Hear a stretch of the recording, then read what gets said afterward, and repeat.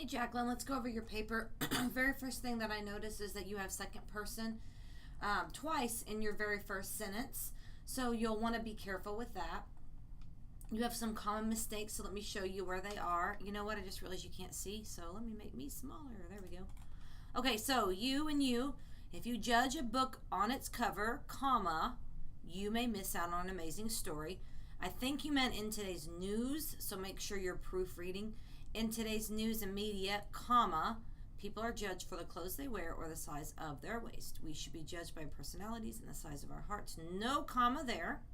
So I think so far commas is what I'm noticing. This is a correct comma, and I like your thesis. So you have a really good thesis. I would eliminate this sentence right here because you're flip-flopping. You start, it could go up here where you're talking about people in general, but down here it's all about you. So I would either move that or cut it.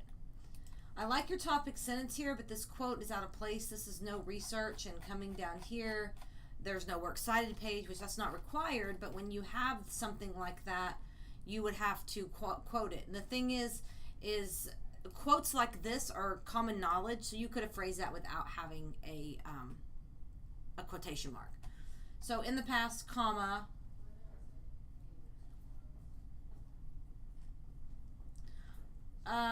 okay, so in the past, comma, you're fine, give me a minute. You would say in the past, comma, thank you, I have been called. I would make two sentences here.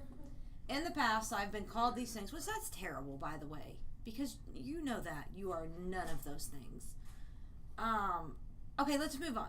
In the past, I've been called ugly, comma, these are a good use of commas. So I would make two sentences here.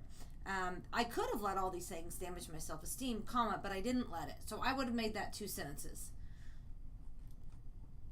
My coworker just brought me a apple. He normally throws it at me, but he saw I was filming, so he set it on my desk. It's good. It probably would have knocked me out. Okay. That's a good comma. And so this is a very, I see you go, insight is what truly matters. And then it's very abrupt to this. So you would need another sentence to transition with that a little bit smoother. And while I'm there, comma, I love to make an impact. Helping with their homework or learning, helping and learning. You want to be parallel. As we read the sight words that they are given, makes me happy. I would probably add a little bit because your example, it's an abrupt beginning and an abrupt ending. Okay, so, but we have to learn to overcome these things. Good for you. That's awesome. That's a good sentence. I like that sentence.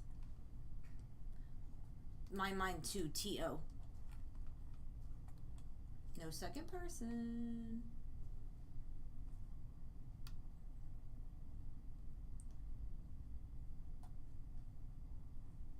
Lots of second person here. Overall, good.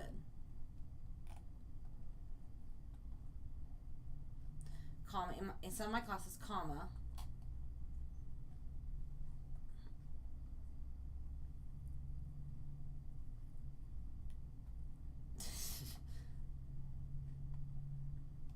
This is a comma splice. I'm laughing because it's a funny sentence, but you do need, it's a comma splice.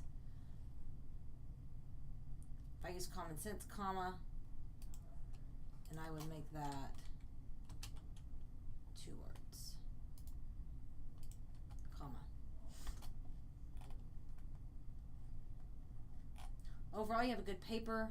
So commas in second person is really the main thing I want you to work on. So if you need help or have questions, let me know.